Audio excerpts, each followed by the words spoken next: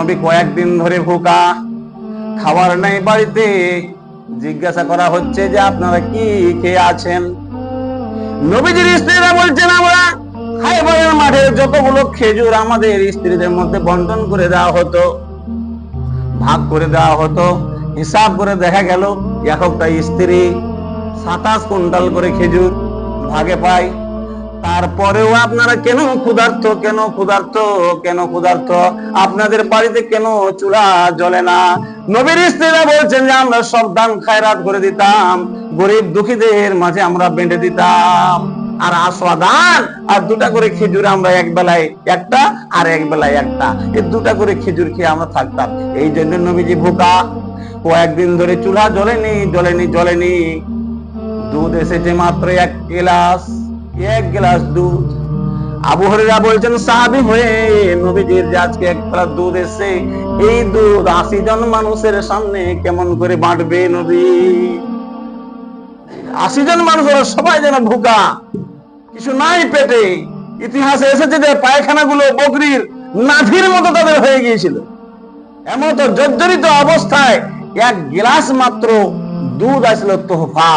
এই দুধটা সাহাবায়ে কিরামদের মাঝে আগে নবীজি বেঁটে দেবেন, আগে বেঁটে দেবেন। বাঁটবে কে? একজন ছিল বাঁ দিকে ডাহিন দিকে হয়ে গেল, তার নাম হচ্ছে হযরত আবু হুরায়রা। বাঁ দিক থেকে ডান দিকে হয়ে গেল, মানে ডান দিক দিয়ে নবীজি শুরু করবে। নবী বুঝতে পেরে গেলেন যে আবু হুরায়রার মন খারাপ হয়ে গেছে, যে বাঁ দিকে দুধটা আস্তে আস্তে মনে হয় দুধটা শেষ হয়ে যাবে। এই জন্য বাঁ দিকে বসেছিল, ডান দিকে হয়ে গেল। আল্লাহর নবী বলছেন আবু হুরায়রা তুমি উঠো বাবা, তুমি উঠো। বাঁটার তো কাউকে লাগবে, দুধটা তো বাঁটবে, একটা একটা করে লোককে খাওয়াবে, তো একটা লোকের প্রয়োজন আছে। তো আবু হুরায়রাকে আল্লাহর নবী বলছেন তুমি উঠো। আবু হুরায়রা বলছে ব্যাপার খারাপ হয়ে গেল। ব্যাপার কি খারাপ? যে আমি তো খাবার আশায় ডান দিকে এসে বসলাম, এখন আমাকে যদি বাঁটতে দেয় আমি তো পাবো সর্বশেষে। যে বাঁটে সে পরে খায়। জি, বাঁটা দেওয়া হলো, দায়িত্ব দেওয়া হলো, একটা একটা করে মানুষকে আশুদা করে একবার পেট পূরণ করে খাওয়িয়ে চলে যাচ্ছে দুধ। বলেন 1 গ্লাস দুধ কটা মানুষ এমন খাবে? নবীজিকে বলা হয়েছে ওয়া ইন্নাকা লাআলা খুলুকিন আযীম।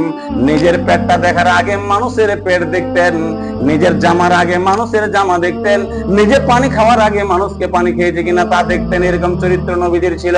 সেই নবী বলছেন আবু হুরায়রা তুমি আবার বাঁটা শুরু করে দাও। বাঁটতে শুরু করে দেওয়া হলো। 80 জন মানুষ খাওয়ার পরে এবার বলছে আবু হুরায়রা তুমি এবার পেট পূরণ করে খাও। আবু হুরায়রা তুমি এবার পেট পূরণ করে খাও। আবু হুরায়রা বলছে ওয়াল্লাহি কসম করে বলছি আমার পেটে আর জায়গা নাই, আমি এত দুধ পান করলাম কিন্তু গ্লাসের দুধ ওইরকমই আছে, গ্লাসের দুধ ওইরকমই আছে।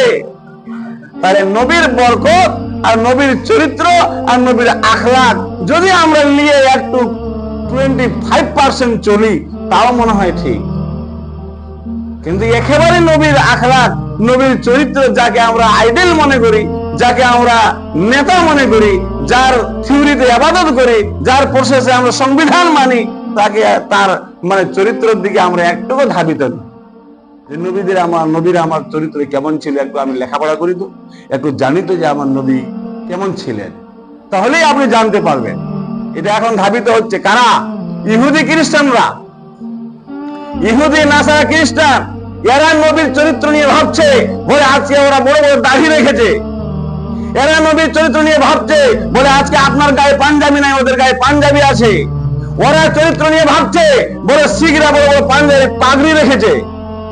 ওরা নবীর সব ফলো করছে, কিছু না কিছু ওরা ফলো করছে, ফলো করে নবীর চরিত্রের দিকে ওরা ধাবিত হওয়ার চেষ্টা করছে, খালি ইমানটাই শুধু আনে না। আর আমরা নবীর উম্মত হয়ে